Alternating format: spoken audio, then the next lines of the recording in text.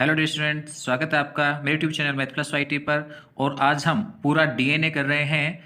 12th board mathematics class का जो new syllabus आया है सत्र 2020-21 के लिए, उसमें बुक में से आपको क्या क्या चीज़ें पढ़नी है। सिलेबस देख करके बच्चे कंफ्यूज्ड हैं कि हमें क्या करना है क्या नहीं करना है, तो मैंने पूरा समय दिया है ऐसे, इसका पूरा विश्लेषण किया है। उसके बाद आपके लिए बुक में से क्या क्या चीज़ें पढ़नी है वो चीज़ मैंने आपके सामने रखी है। तो देखिए क्या क्या है, चीज़ को देखें। उससे पहले यदि आप मेरे चैनल पर नए हैं तो इसी प्रकार की अन्य और जानकारी के लिए और मैथ्स पढ़ने के लिए इस चैनल को आप सब्सक्राइब कर सकते हैं। आपको यहाँ पर नए सिलेबस के अकॉर्डिंग और भी क्लासेज मिलेंगी। तो फिलहाल देखिए क्या है यहाँ पर।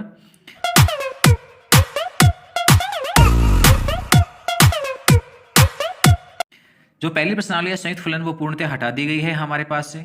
दूसरी प्रश्नावली है वो आपके पास है, अभी आपको पूरी पढ़नी है। लेकिन यहाँ पर जो हमारे पास फॉर्मूले हैं त्रिकोणमितीय अनुपातों के, इनवर्स ट्रिग्नोमेट्री फंक्शन के, उनके शुरुआती sine inverse x, cos inverse है, यही आपके पास कुछ फॉर्मूले बचे हैं। बाकी फॉर्मूले हैं वो यहाँ से रिमूव कर दिए गए हैं, यानी साइन और साइन इनवर्स, कोष्टक में साइन इनवर्स एक्स, इस टाइप के फॉर्मूले हैं। वो ही 6 ऐसे फॉर्मूले हैं और 6 इनके विपरीत हैं, साइन इनवर्स बाहर साइन अंदर।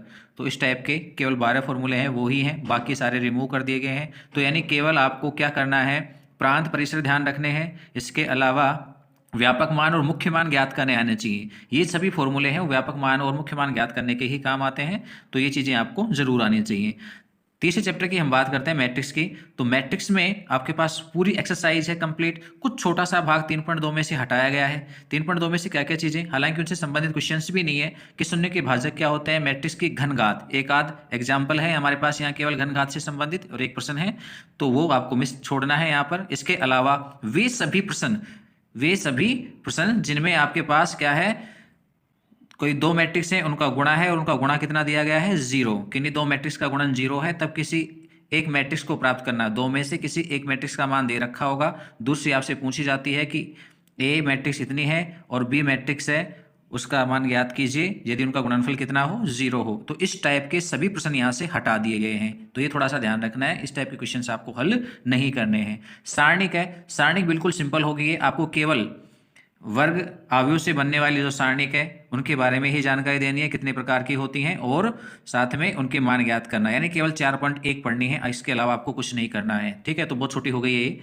साथ में हम बात कर ले पांचवी प्रश्नावली व्यतिक्रम अवयव एवं रैखिक समीकरण की। तो ये कंप्लीट चैप्टर आपको एज इट इज पढ़ना है। क्या किया गया है, केवल लास्ट में जो रैखिक समीकरणों को हल करने की विधि है क्रेमर नियम, उस क्रेमर नियम को हटा दिया गया है। क्रेमर नियम को हटा करके बाकी सारी चीजें आपको एज इट इज पढ़नी है यहाँ पर। नेक्स्ट देखते हैं सतत एवं अवकलनीयता। छठी प्रश्नावली है वो कंप्लीट है, किसी प्रकार का कोई चेंज नहीं हुआ है, आपको उसे कंप्लीट ही पढ़ना है। ये चीज आपको ध्यान रखनी है, छठी प्रश्नावली में किसी प्रकार का कोई चेंज नहीं हुआ है, आपको उसे पूरा ही पढ़ना है। सातवीं जो प्रश्नावली है उस सातवीं प्रश्नावली में से आपके पास केवल 7.1 है श्रृंखला नियम, 7.3 है आपके पास अस्पष्ट फलनों के समाकलन और लघुगणकीय और चरघातांकी फलनों के समाकलन। इसके अलावा 7.5 है आपके पास, क्या है ये,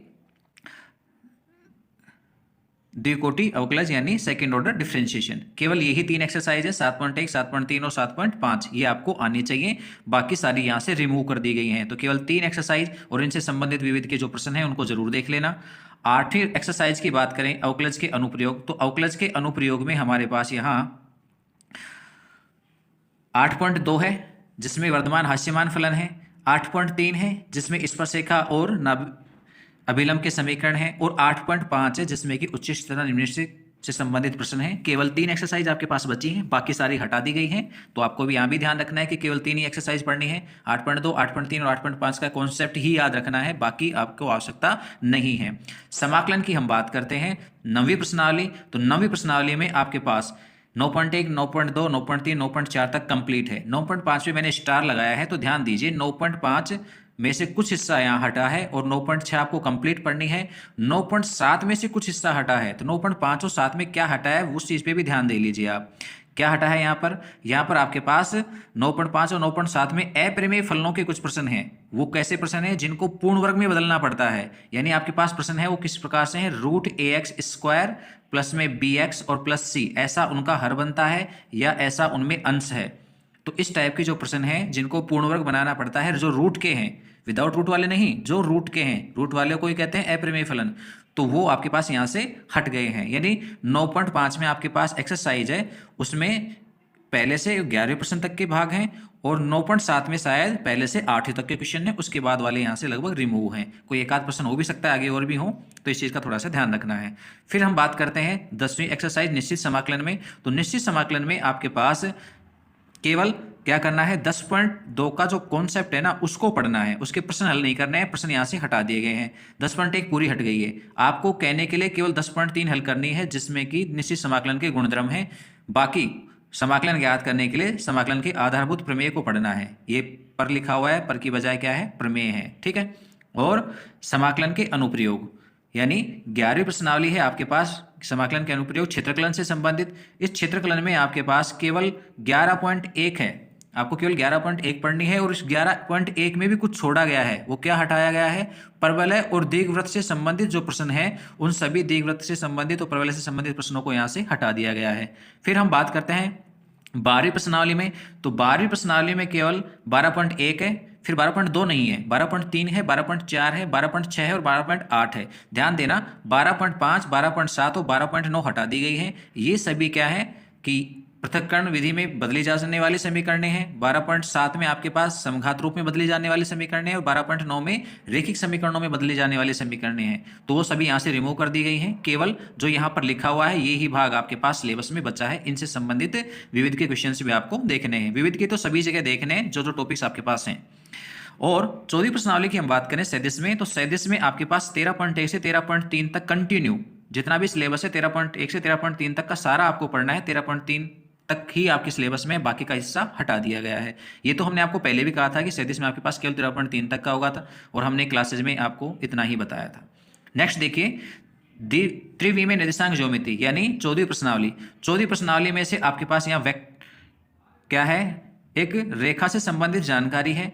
रेखा का समीकरण, उसका सदिश कार्तीय रूप है, यानी 14.1 है। 14.2 में आपके पास थोड़े से कोण हैं, दो रेखाओं के मध्य के कोण, उनमें लंबवत होने के प्रतिबंध और समांतर होने के प्रतिबंध, उससे संबंधित जो क्वेश्चंस है वो सारे हटा दिए गए हैं। तो 14.2 पे थोड़ा सा ध्यान रखना है। बाकी 14.1, 14.3, 14.4 और 14.5 कंप्लीट है, और 14.5 के आगे समतल का भाग है वो पूरा हटा दिया गया है। तो जो यहाँ पर प्रश्नावली दिखाई जा रही है केवल आपको उतनी ही पढ़नी है। 15वीं प्रश्नावली है रेखीय प्रोग्राम समस्याएं, वो पूर्णतः यहाँ से हटा दी गई है, ठीक है। 15वां चैप्टर कंप्लीट हट गया है। और 16वें चैप्टर की हम बात करें प्रायिकता की, तो प्रायिकता में केवल 3 एक्सरसाइज बची हैं, 16.1, 16.2 और 16.4। 16.4 में आपके पास स्टार लगा हुआ है। स्टार का मीन्स है यहाँ पर आपके पास पूरी 16.4 नहीं है, केवल क्या करना है, प्रायिकता बंटन के क्वेश्चन ही सोल्व करने हैं। उसके आगे वहां माध्य प्रसरण और मानक विचलन के क्वेश्चन है, उनको आपको हल करने की आवश्यकता नहीं है। केवल प्रायिकता बंटन के क्वेश्चन है जो शायद पहले से 8वें तक के प्रश्न हैं, ऐसे ही कुछ एग्जाम्पल है, उनको देखना है। तो 16.4 कंप्लीट नहीं है, आधी ही है, ठीक है। तो 16.1 पढ़नी है, 16.2 पढ़नी है, 16.4 का आधा भाग पढ़ना है जहां तक प्रायिकता बंटन है, ठीक है। तो गाइज ये था आपके पास 12th का सिलेबस। शायद में भी आपको कंप्लीट समझ में आ गया होगा। फिर भी यदि आपको ये PDF चाहिए तो आप मेरे टेलीग्राम चैनल मैथ+YT पर मुझे ज्वाइन कर वहाँ से इस PDF फाइल को प्राप्त कर सकते हैं। मैं इसे थोड़ी देर में वहाँ पर अपलोड कर दूंगा। और इसी प्रकार की अन्य जानकारी के लिए आप चैनल को सब्सक्राइब करते रहें। वीडियो अच्छा लगे तो दोस्तों के पास शेयर भी करें। धन्यवाद, बाय।